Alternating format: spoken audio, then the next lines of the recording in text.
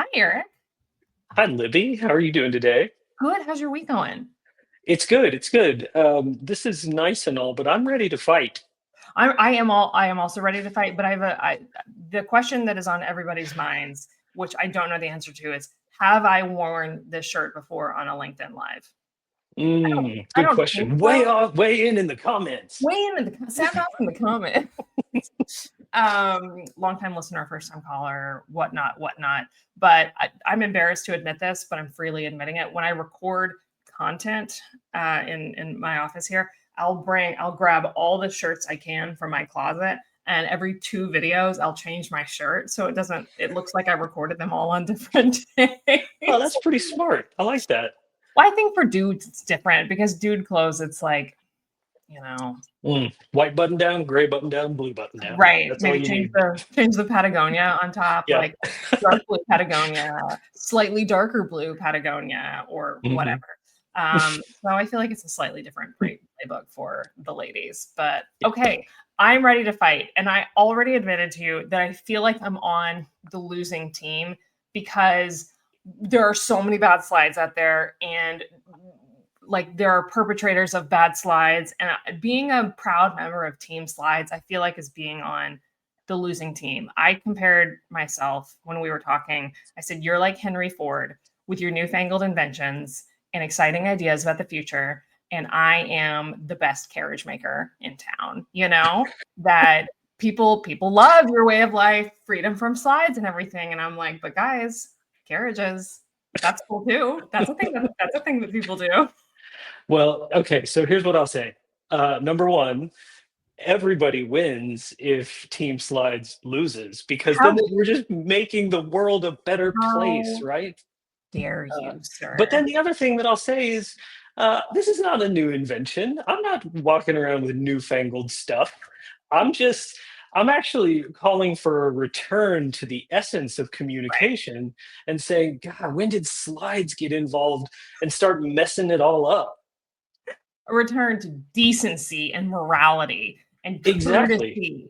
Exactly. Quit Whatever. slamming into people with your decks and Right. instead let's have conversations.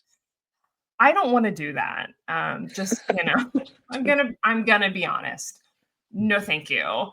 It sounds very nice, but I thought we could just open with petty attacks on each other's character and Perfect. professional lives and all of that. Okay, Can so we not just do that for 30 minutes? I guess we Would that be can. entertaining? I, for one, welcome the end of my professional career Yeah. here on LinkedIn Live.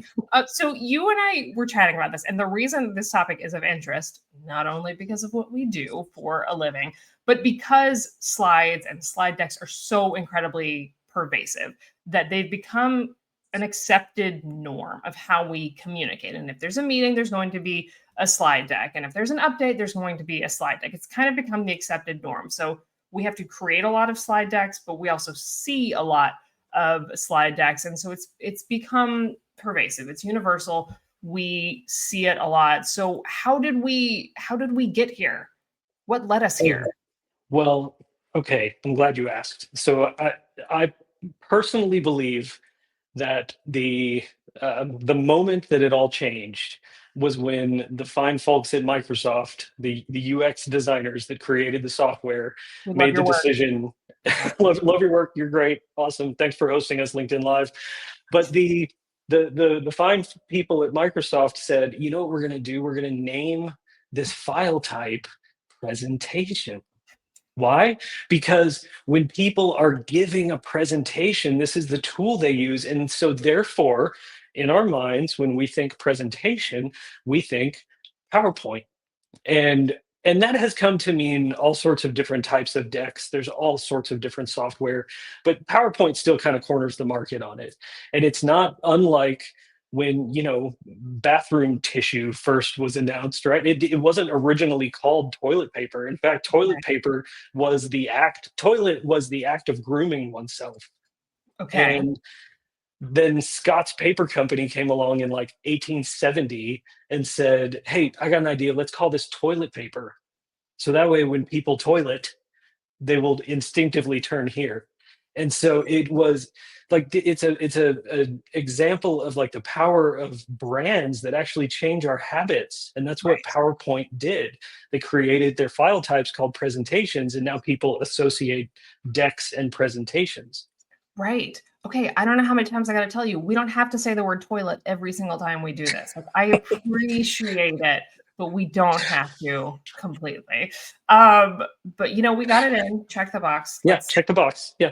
move on. But yes, I think it's a great point of why we default to one when we think about the other. When we think about a speaker in front of a room, we automatically assume, well, there's a presentation file associated with it. And I think that both of us, we've seen this go wrong, but we've all seen this go wrong because we've all seen meetings. And what I see, the number one audience complaint is really, really text heavy slides. Incredible, basically a document on a slide. And then paired with that is a speaker who stands up and then reads that slide to the audience. Those are the number one and two things that I hear audiences complain about, which is completely understandable. And what I always talk about in my classes is that you have more official terms about this because you know things about the brain box that I don't, like the chemicals and the whatnots. But our brains are very bad at multitasking. Our brains are very bad Oh at yeah. doing two things at once. And so when a speaker puts up a very text heavy slide or a very data heavy slide,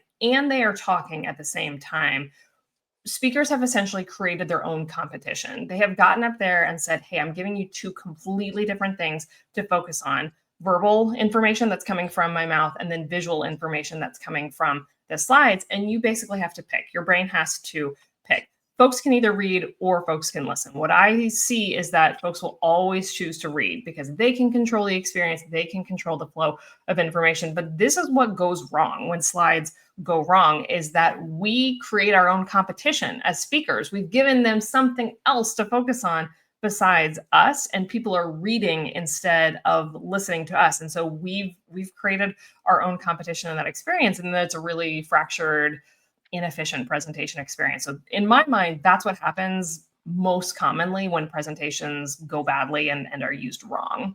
Yeah, when slides get involved, that's typically one of the takeaways, and that phenomenon is basically just our processing style. Like, we are not computers; we can't process two streams of information Mhm. in parallel.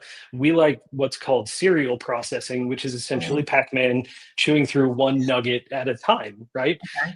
And so there is that cognitive overload that happens, but in addition to that, there's a fatigue from Mm, how pervasive PowerPoints are, or just slides are.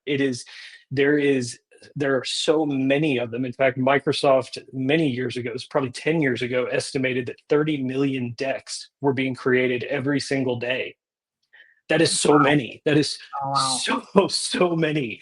30 million decks created every single day by 500 million active users of PowerPoint, Wow. daily active users. Daily So, active. like, Okay. think about it. There's like 8 billion people in the world, They're okay? all on PowerPoint. and and half a billion of them are Right. daily checking in to a deck.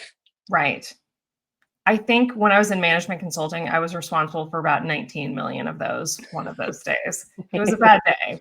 I'll be honest, but Yeah. no, it's and you and I have talked about that contributes to so much noise that Mhm.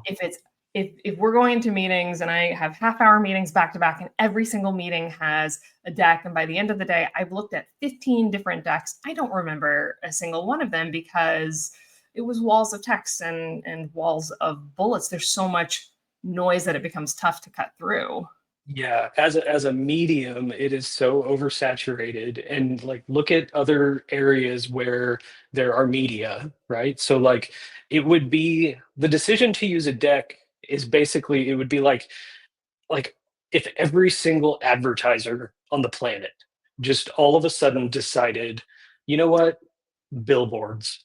All we're ever going to do ever again is billboards. And Right. we're going to totally forego social media, radio, TV, online, whatever. We're just going to put all of our attention and money and time into billboards. Can you imagine driving down like, it Right. would be so ridiculous nothing would mean anything because Right. everything is everywhere all the time. Right. Right. I love that analogy. And even thinking about, if I was driving down 75 and there were a million billboards, I still think the core principles that make great slides would make the billboards that would pop out the most visual, the most audience targeted, the simplest, clearest story that absolutely jumps out at you that you can interact with very quickly. But I think it's a great visual analogy about how much noise there is out there. So, Oh so yeah. we've created a very dark world for folks. It's all PowerPoints. There's no hope whatsoever. I know you and I have talked about this. How should we actually think about when to use slides and when not to use slides? Because I'm team slides, your team no slides. Sometimes organizations, they're just team slides, and you're not going to do anything to get around that. So, in your mind, what should people be thinking about, whether they think about actually, do I use slides or should I not use slides? Well, so number one, you hit on this cultural norms, right? Like Mhm, as you're joining an organization, it might help if you asked, hey, how slide dependent are we? Like, how mhm, do we typically communicate around here? mhm. And if, like pure human connection is really important to you, and they say something like, oh, everything is a deck, then maybe run away. Right, that would be the first thing. And Oscar Wilde said, "Beware any organization that requires new clothes." Mm, Right, and it's like mm. if it puts you in a position where you have to be different than your instincts, then that cultural norm is a great place to start. But otherwise, like if you find yourself in a culture that is slide dependent or deck pendant, trademark is pending on that. Ooh, I love Uh, that. yeah, right. One of the things that we can do is we can just make little incremental changes. We can move the needle a little bit at a time. And like what you've talked about, if you are going to make slides, make them the best damn slides you could possibly Ooh, build. we Like, can't swear on this actually, Eric. oh, sorry. So we have to The put like trigger warning. This is now going to be like adult content. So I apologize so deeply to everyone that's this out there. episode gets an E next to it, Yes, right? it does. Yeah. This is our first Mhm. explicit rating. I'm sorry. See, if we're going to use slides, make them the best out there. Absolutely. Yes. Absolutely. Yeah. And I think first rule of public speaking, first rule of anything getting in front of an audience is know your audience. And I think when you talk about organizational norms, cultural norms, that feeds into that in a big way. Amazon very famously does not like decks in their meetings. Folks write memos, and Mhm. everyone for the first part of the meeting sits together silently and reads the memo together. And then there's discussion about that in the second part of the meeting. So understanding that sets you up for how to communicate to that audience because they have very different expectations. So completely understanding that, knowing, well, our CFO expects the financial results in this type of deck every Monday, or she likes the exported Excel file sent her in an email with 3 takeaways, or whatever it is. Understanding your audience, regardless of who they are and what the norms are, is the first key to setting you up for success, because you want to communicate in a way that serves them and communicate in a way that they understand, and that they're used to being communicated to. So knowing your audience is certainly cardinal rule for anything. And then you and I have also talked about outcome. So what Mhm. is the desired outcome of our meeting? Is it to inspire? This is, an all hands meeting where we're trying to set the vision and inspire, versus we're trying to dig deep and get into the numbers of our last campaign, and we all need to be looking at the data together. So, I mean, what are your thoughts on how the outcome dictates whether we use slides and what that presentation experience looks like? Yeah, it's a great question. And even just to pull the thread on the example that you mentioned, the financial update, right? So our CFO likes to see, the bullet points on the change from this quarter to this quarter. The first recommendation I'd make is then that's not a presentation. That's a Mhm, report, right? That's mhm, a share out or like a progress update. A presentation is to make something that doesn't exist in others' minds. So if mm, you've already shared the pre-read, and by the way, you shared it in a deck, which is not a presentation, even though it's called a presentation. But mhm. I promise I'll move on from that. Uh, It doesn't it's seem like it, but we'll see. I didn't say anytime soon. I just said I will. Eventually. But it's the like if you are trying to align people towards an idea, if you're trying to create a shared vision, if you're trying to paint a vision of the future that didn't exist before you showed up in the room, Hmm. then that's a presentation, that's an event, that's a Hmm. purposeful moment, a ceremony, a ritual. The audience is the star of the show and you're there to guide them from one state to the next. That's a presentation.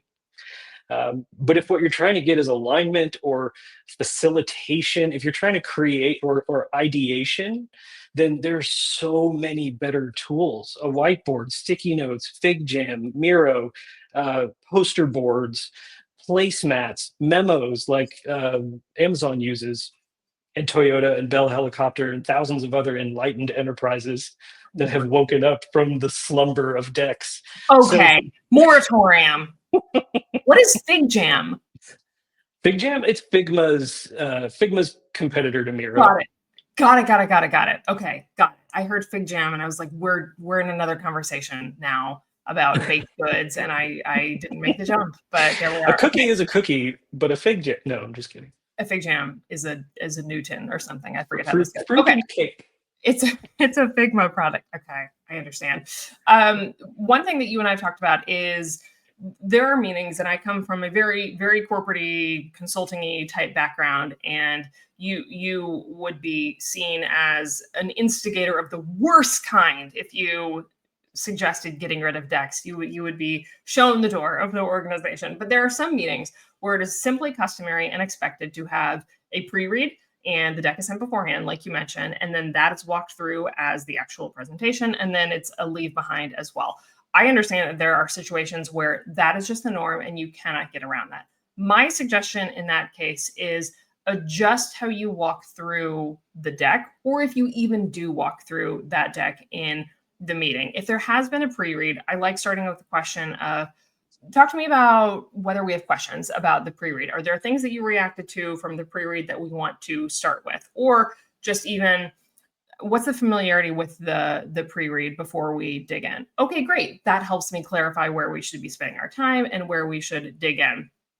The expectation, unfortunately, in many corporate environments is there has to be a pre-read. That's the deck that we've talked through. It's going to be printed and it's going to be a leave behind. What I encourage folks is that there is no obligation to walk through that deck slide by slide by slide. It can be more of a conversation based on the most critical insights that you as the speaker want to point out, the questions and concerns that the executives have about certain parts of the presentation, or we can use that presentation deck as the jumping off point to, okay, what's next? What do we do as a result of that? So even if you are beholden to a pre-read or a leave behind or a printout or whatever, do not feel the need to step through it slide by slide by slide, get a sense of where the desire is to dig in and have a conversation rather than think that we just all need to flip through together. I think that that is setting yourself up for failure. So use it as the basis of a conversation rather than just kind of a typical presentation experience where we're all flipping through. Yeah, and can I add to that with one thought? Please. Yeah, Okay, please. it's very important to let this seep in, and so I'm gonna pause here just to reflect. If you send a pre-read and your expectation is that your audience has pre-read, to take them back through that same material is not just inefficient, it's insulting. Mhm. It's rude because what it shows is a disregard for their time. Now, that said, if the expectation is that the audience has read the pre-read and they have not, well, then that's an insult to you, right? So, You're like, into it. because then it becomes, well, why aren't you reading what I send you? And then why are we even going through those motions in the first place? And I had a client once who had a board of investors that would fly in every quarter to get an update, and she would work her team to the bone for 2 weeks of every quarter and just burn people out and churn people like crazy just to get these pre-reads done in time to get those board members the information that she assumed they were reading. And when we had a call with them and she said, "Hey, what do y'all like and don't like about the pre-reads?" it was crickets. No one had read one in months, Right. because and they confessed. Finally, someone chuckled and they were like, "Hey, you know what? We just we like hearing from you." And so, she immediately hung up the phone and apologized to her team for putting them Sure. through that, right? But then at the same time, she learned, like, okay, I don't have to go through all those steps. We can focus on the show. We can focus Mhm. on the event, the Mhm. ceremony, the presentation of this Mhm. for the first time. Yeah, and I think that that gets to something that great speakers do. I talk a lot about curating information versus just collecting information, and I think a Mhm. really powerful speaker has done that work of, yes, I sent you 30 pages of information in the slide deck, but what I'm about to tell you is not only the story, but the most important pieces of what was in that 30-page slide deck. Someone else mentioned, it's another professor, and he told his students, he said, we have to be like ChatGPT for our audience. What we expect ChatGPT to do is pick the themes and pick the most important things. And I like that analogy. We're doing the work of sorting through the information, because when we just dump information onto our audience, we're passing along our work to them. And we're saying, there's a great story in here, but I don't really want to figure it out. So you figure it out. And so I think what was inherent in that comment of, we just like hearing it from you, is partly we like that you do the hard work of figuring out what's important and figuring out where the story is, so we don't have to, because that's what a good presenter and a great speaker should do, is they should wade through all the information and figure out what's important, and then once they do that, they figure out how to tell it in a compelling audience specific way. And so it's not only, hey, we like the human connection, but I want you to do that work. I want you to do that work of carefully curating that and then forming it in a way that's very audience specific to me and in a way that's impactful. That's the work I want from you. So I think there's some of that baked in there as well. Yeah. Oh yeah, absolutely. So you and I know have experience with this. I personally, my kind of corollary to what you just mentioned is, I'll work with startup founders, and the pitch deck is much discussed and taught, and what's the right format for a pitch deck. What I've found oftentimes is that founders get very caught up in a feature dump of, hey, here's all the things, here's the 12 features that our new app has, and here's what it does, and here's everything that's great about it. And when we take away the slide deck and say, hey, just tell me the story, just explain it to me in a way that helps me understand, knowing that I have no background on what it is that you do, don't understand the jargon, don't understand the industry, just help me to understand it. I find that folks are able to speak with clarity and passion, and they can do it in an audience appropriate way. And so I think those slides can be a crutch in a big way, because every startup founder has created a company for a reason, and they have a story and a passion and a pain point that it is that they're trying to solve. And slides don't often make that easier. They can be a visual to show, here's the prototype of the product, or here's what our distribution process looks like, or whatever. But their passion and their story comes through without the slides, and it should come through without the slides. Yeah, absolutely. Yeah, I have a similar experience with a client that is in the architecture space. Mhm. And so their immediate reflex was, when we go into pitch our services, we're going to show slide after slide after slide of our credentials, right? Mhm. Mhm. We did this project and we did this project, and you've probably seen this around Dallas, and you've probably seen this in your backyard. They have gone through all of the case studies. And when we started working together, we realized, like, they were invited to these pitch meetings and they were given an RFP, and there was first an RFP response, Mhm. and that RFP response is a Bible. I mean, it's a binder, Mhm. like it's Mhm. literally bound, Right. and they would mail it to the prospect. Prospect gets to flip through it, then the team shows up to present. And what Mhm. they were doing was they were showing up with 90 slides, and a lot of those slides they contained content that was already in the RFP response. Mhm. And so after one workshop with them, we trimmed it down to 10, and we Mhm. said, what is the main story that you want to tell in this instance that will help them see not your work, because that's already in the RFP response, but that will help them see you Hmm. as the right choice for this project. And it became so much more about the vision and the story and what change is possible and what it becomes when you work with us, and less about here are all of our rote mechanical responses to the RFP. Right. Right. And not only just casting that vision for the future, but hey, here's how we understand you. Here's how we get to know you and your problems and your desires for this future state. That's what people want out, Yeah. especially out of a proposal, is we're the right folks to help you get to this vision, but also we understand you and we want to understand you. I don't care where you went to school or what white papers you have published. I want to know that we can partner together to get to a future state. And that's what people want out of that presentation or even sales experience is I understand you. I understand my audience. That's what anyone wants out of a presentation. Okay, we're coming up on the end of our time. Neither of us have cried yet, which is kind of disappointing, but we do still have a couple of minutes. Not So visibly. don't pull the punches. If you do have questions, feel free to pop those in the chat. If we had some parting words, just kind of parting advice to wrap up how to create a great presentation experience, whether it has slides or not, what would your words of advice be to folks? Gosh, I'd say let's focus on where your circle and my circle overlap in the Venn diagram. I'd say Okay. even if your team slides, I should clarify, I don't hate slides. I hate bad slides. I I do hate too. ineffective slides. Slides that waste your time and don't connect with people. That's what I'm up against.